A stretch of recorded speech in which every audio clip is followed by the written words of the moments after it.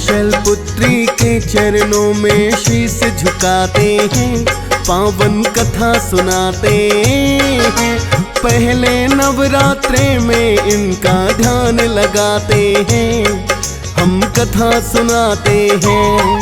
हम माँ शैलपुत्री के चरणों में शीश झुकाते हैं, पावन कथा सुनाते हैं।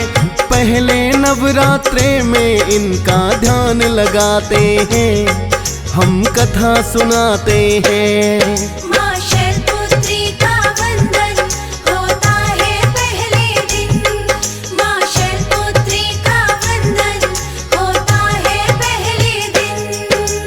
भक्तजनों, नवरात्रों के पावन पर्व की शुरुआत हो चुकी है और आज इनका पहला दिन है। नौ दुर्गा का पहला स्वरूप माँ शैलपुत्री है। तो आइए सुनते हैं भक्तों इनकी पावन कथा और महिमा वर्णन।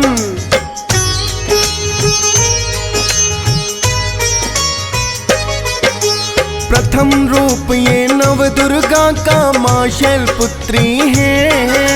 भक्तों के कल्याण को जो धरती पर उतरी है। जब जब भी शुरुआत भक्तों नवरात्रों की होवे, शैलपुत्री के रूप में ही सब माँ का ध्यान लगावे। आज तो भक्तों हो गई है नवरात्रों की शुरुआत। माता के भक्तों के लिए है खुशियों की सौगात। करेंगे पूजा पाठ और कुछ तो उपवास करें। माता अपने सब भक्तों पर कृपा ये खास करें। माता के चरणों में जो भी शीश झुकाते हैं, पावन कथा सुनाते हैं। पहले नवरात्रे में इनका ध्यान लगाते हैं, हम कथा सुनाते हैं। माँ शैलपुत्री का वंदन होता है पहले दिन, माँ शैलपुत्री का वंदन होता है पहले दिन। भक्तजनों, आज से माता के पावन नवरात्रों की शुरुआत हो रही है। पावन नवरात्रों का ये त्योहार माता के भक्तों के लिए एक अनमोल उपहार की तरह है। नवरात्रों में भक्तजन माता के 9 रूपों की आराधना करते हैं। प्रथम नवरात्रों में माता शैलपुत्री का ध्यान लगाया जाता है। आज प्रथम ही नवरात्रा है। आज हम माता शैलपुत्री की महिमा और कथा का वर्णन कर रहे हैं।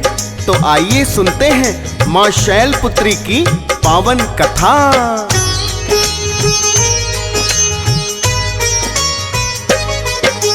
पर्वतराज हिमालय के घर उनका जन्म हुआ। राजा हिमालय को ही तो कहते हैं भक्तों शिला। शिला राज की पुत्री ये तो बन कर के जब आई। नामकरण जब इनका हुआ तो शैलपुत्री कहलाई। एक नाम इनका कहते हैं माता पार्वती। पर्वत की पुत्री होने से पड़ा है नाम यही। मैनावती है माता इनकी जिन्होंने जन्म दिया। पुत्री रूप में मिली है इनको बड़ी अद्भुत कन्या। नगर के वासी कन्या जन्म की खुशी मनाते हैं, पावन कथा सुनाते हैं। पहले नवरात्रे में इनका ध्यान लगाते हैं, हम कथा सुनाते हैं। माँ शैलपुत्री का वंदन होता है पहले दिन, माँ शैलपुत्री का वंदन होता है पहले दिन। भक्तजनों, जब राजा हिमालय और मैनावती के घर में माता ने जन्म लिया तो सारे ही नगर में मंगल गान हुए। आकाश से देवी देवताओं ने पुष्पों की वर्षा की।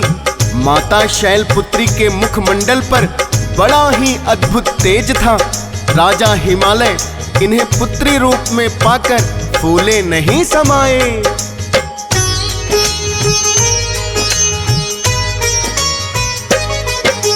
राजा हिमालय बड़े प्रसन्न है, कन्या ने जन्म लिया। राजकोष इस खुशी में अपना उन्होंने खोल दिया। सोना चांदी हीरे मोती और किया गोदान। राजा हिमालय के लिए आज तो दिन है बड़ा महान। नामकरण के लिए अनेकों पंडित हैं बुलवाए। उमा पार्वती गौरी उनके अनेकों नाम बताए। भूत भविष्य जानने वाले अनेकों हैं विद्वान। मस्तक रेखा देखते ही ये लिया उन्होंने जान। पिछले जन्म में दक्ष की कन्या थी वो बताते हैं, पावन कथा सुनाते हैं। पहले नवरात्रे में इनका ध्यान लगाते हैं, हम कथा सुनाते हैं।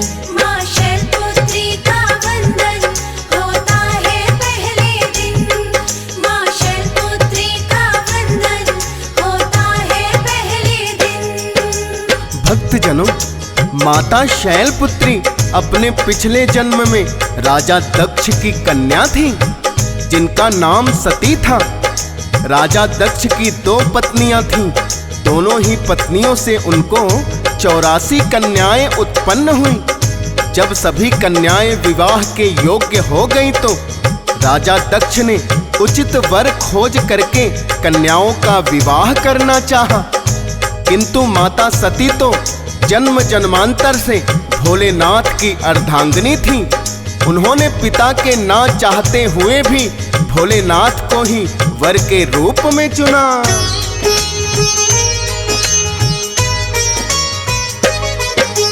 भोलेनाथ को माता सती ने पति रूप में चाहा।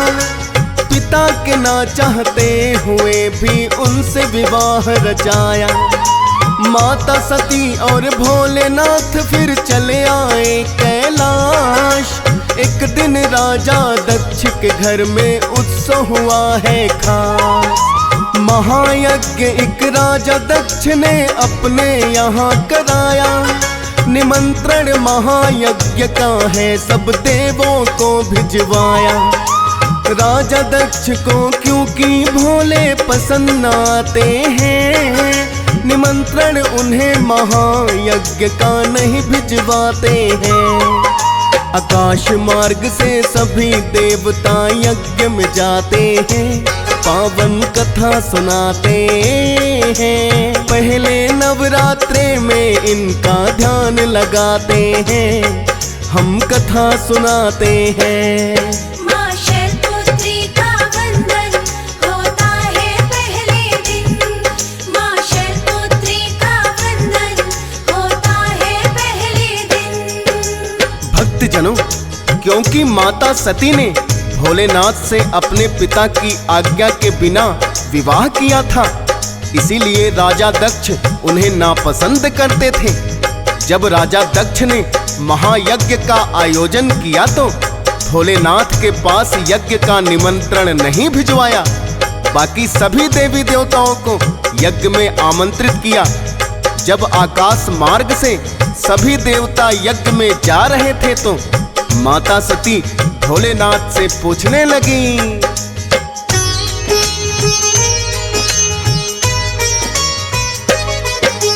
भोलेनाथ मुझे आप बताएं क्या है आयोजन।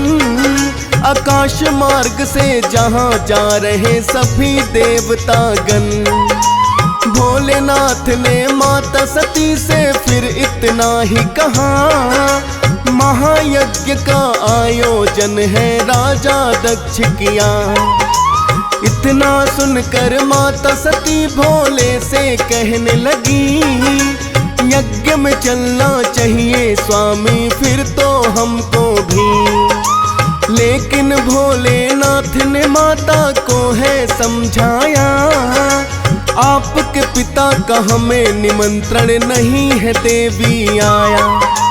बिना बुलाए किसी के घर में कभी न जाते हैं, पावन कथा सुनाते हैं। पहले नवरात्रे में इनका ध्यान लगाते हैं, हम कथा सुनाते हैं। माँ शैलपुत्री का वंदन होता है पहले दिन।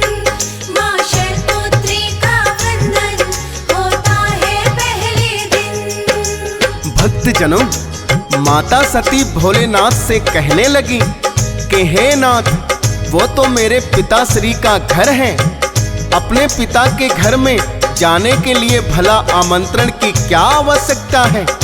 मेरे पिता के घर में महायज्ञ का आयोजन है, तो हमें अवश्य ही चलना चाहिए। तो भोलेनाथ कहने लगे, देवी, कभी भी बिना निमंत्रण के किसी के यहाँ नहीं जाना चाहिए। लेकिन माता सती ने यज्ञ में जाने की जिद की, तो भोलेनाथ ने उन्हें अकेले ही यज्ञ में जाने की आज्ञा दे दी और साथ में नंदी को भेज दिया।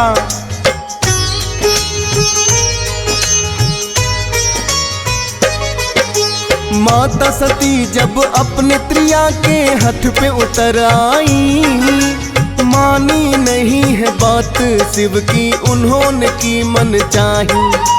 यज्ञ में जाने की माता को दे दी फिर आज्ञा। भोलेनाथ ने नंदी को है उनके साथ भेजा।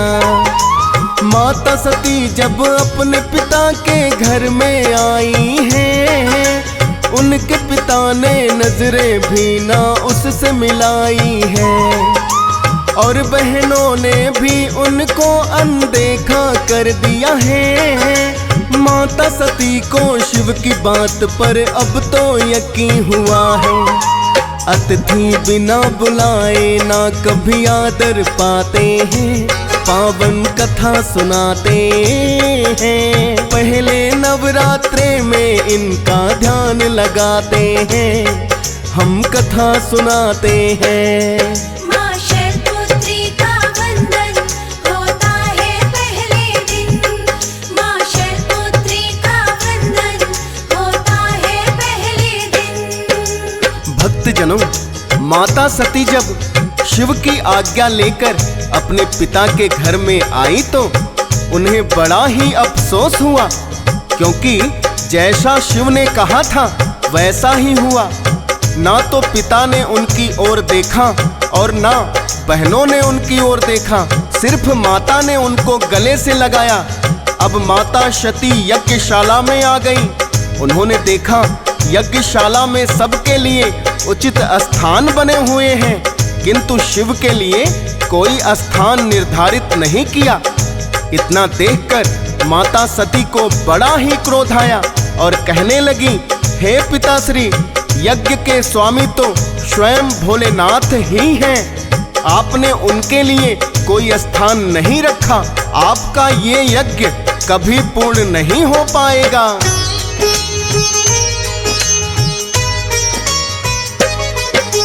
यज्ञशाला में भोलेनाथ का जो अपमान हुआ, अपने स्वामी का अपमान न उनसे सहा गया। बोली माता अपने पिता से शिव का किया अनादर। यज्ञ के स्वामी माने जाते हैं खुद भोले शंकर। उनके बिना यज्ञ कोई पूर्ण तो कभी नहीं हो पाए। माता सती के क्रोध की ज्वाला फिर तो भड़क है जाए। कैसे भला वो सह सकती है भोले का अपमान।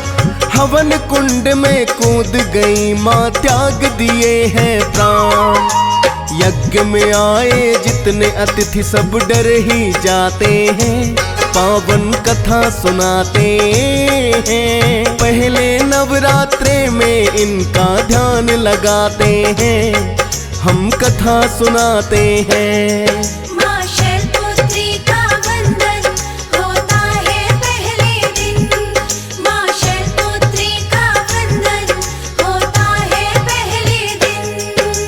भक्तजनों, माता सती ने क्रोधित होकर हवन कुंड में यज्ञ की आहुति दे दी। इतना देखकर वहां आए सभी देवता और ब्राह्मण बड़े ही घबरा गए। उन्हें ज्ञात था अब भोलेनाथ के क्रोध का सामना करना पड़ेगा।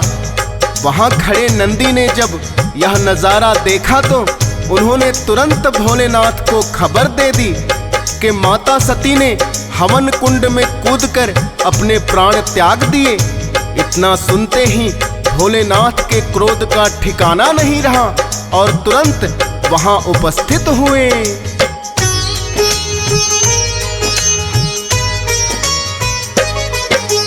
भोलेनाथ के क्रोध की अब तो भड़क उठी है ज्वाला। धरती अंबर लगे कांपने और है यज्ञशाला। वीरभद्र का भोलेनाथ ने फिर निर्माण किया, आकर जिसने यज्ञशाला को खंडित कर है दिया। क्रोधित होकर शीश दक्ष का काट गिराया है। भोलेनाथ ने जलती हुई सती को उठाया है। नेत्र तीसरा खोल दिया और लगे हैं तांडव करने। प्रलय कहीं ना आ जाए ये देख लगे सब डरने। ब्रह्मा जी फिर विष्णु जी को वहां बुलाते हैं, पावन कथा सुनाते हैं। पहले नवरात्रे में इनका ध्यान लगाते हैं, हम कथा सुनाते हैं। माँ शैलपुत्री का वंदन होता है पहले दिन। माँ शैलपुत्री का वंदन होता है पहले दिन। भक्तजनों, जब भोलेनाथ जलती हुई सती को लेकर तांडव करने लगे तो सभी देवता घबरा गए, क्योंकि भोलेनाथ के क्रोध को सहन करने की क्षमता तीनों लोक में किसी के पास नहीं। तब ब्रह्मा जी ने विष्णु जी को बुलाकर कहा, हे विष्णु जी, भोलेनाथ के क्रोध को कम करने का कोई उपाय कीजिए, वरना इस सृष्टि को नष्ट होने से कोई नहीं बचा सकता। विष्णु जी ने सोचा, जब तक भोलेनाथ के हाथों में जलती हुई सती है तब तक इनका क्रोध कम नहीं होगा, और उन्होंने अपना सुदर्शन चक्र छोड़कर सती के अंगों को यहाँ वहां बिखरा दिया।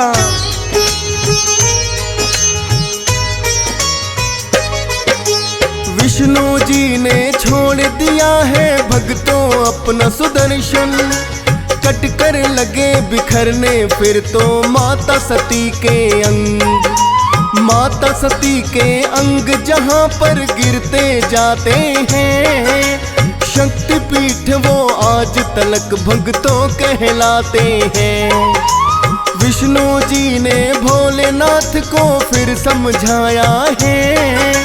राजा दक्ष अपने भूल पर बड़ा पछताया है।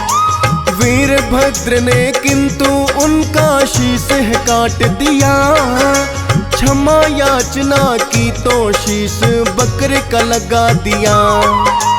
भोले वैरागी होकर कैलाश पे आते हैं, पावन कथा सुनाते हैं। पहले नवरात्रे में इनका ध्यान लगाते हैं, हम कथा सुनाते हैं। माँ शैलपुत्री का वंदन होता है पहले दिन। माँ शैलपुत्री का वंदन होता है पहले दिन। भक्तजनों, भोलेनाथ ने आखिर विष्णु जी की विनती मान ली और राजा दक्ष को भी अपने भूल पर पश्चाताप हुआ, तो उन्होंने राजा दक्ष को क्षमा कर दिया। किंतु वीरभद्र ने उनका शीश काट दिया था। तब भोलेनाथ ने राजा दक्ष को एक पशु बकरे का शीश लगा दिया और स्वयं बैरागी होकर कैलाश चले आए। अब माता सती का अगला जन्म राजा हिमालय के घर में हुआ।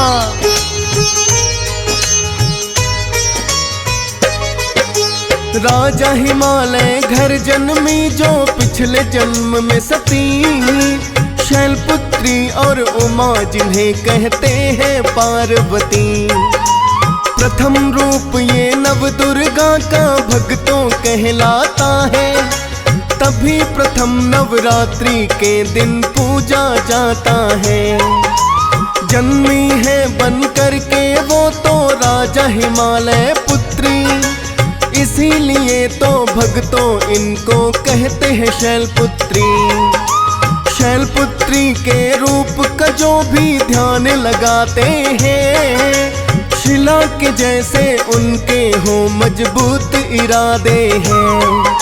सोए हुए तो भाग्य भी भक्तों जग ही जाते हैं, पावन कथा सुनाते हैं। पहले नवरात्रे में इनका ध्यान लगाते हैं, हम कथा सुनाते हैं। माँ शैलपुत्री का वंदन होता है पहले दिन। माँ शैलपुत्री का वंदन होता है पहले दिन। भक्तजनों, ये है माता शैलपुत्री के जन्म की कथा। प्रथम नवरात्रों में माता के इसी रूप का पूजन किया जाता है। भक्तों, आइए जानते हैं इनकी पूजा विधि।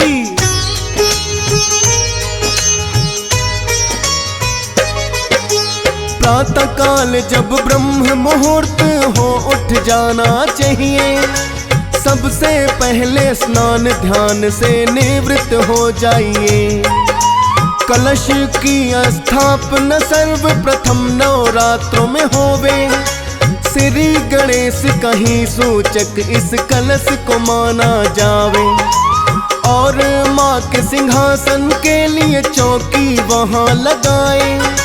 लकड़ी की चौकी के ऊपर कपड़ा लाल बिछाए। माता की तस्वीर को चौकी पर कर स्थापना, और व्रत करने की अपने मन में कर कामना। स्नान करा कर माता को श्रृंगार कराते हैं, पावन कथा सुनाते हैं। पहले नवरात्रे में इनका ध्यान लगाते हैं, हम कथा सुनाते हैं। माँ शैलपुत्री का वंदन होता है पहले दिन। माँ शैलपुत्री का वंदन होता है पहले दिन। भक्तजनों, माता शैलपुत्री को श्वेत पुष्प और श्वेत मिष्ठान अति प्रिय होते हैं। अतः माता को श्रृंगार करके चंदन तिलक लगाकर श्वेत पुष्प अर्पित करने चाहिए और श्वेत मिष्ठान का ही भोग लगाना चाहिए। इसके पश्चात घी का दीपक जलाकर इनकी आरती करनी चाहिए और शैलपुत्री के मंत्र का कम से कम 108 बार जाप करनी चाहिए। माता शैलपुत्री की कथा सुनने से भक्तों की सभी मनोकामनाएं पूर्ण होती हैं। बोलिए माता शैलपुत्री की जय।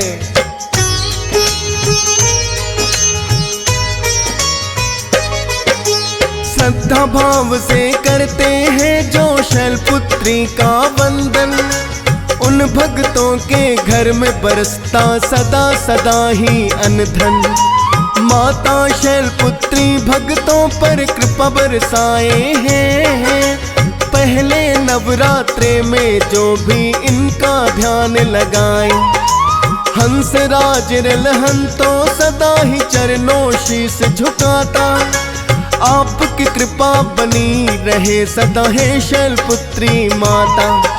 फौजी सुरेश के सर पे भी तो आपका ही है हाथ। डीएस पाल को भी बिन मांगे दी ऐसी सौगात। करता महिमा वर्णन तो सब सुनना चाहते हैं, पावन कथा सुनाते हैं। पहले नवरात्रे में इनका ध्यान लगाते हैं, हम कथा सुनाते हैं।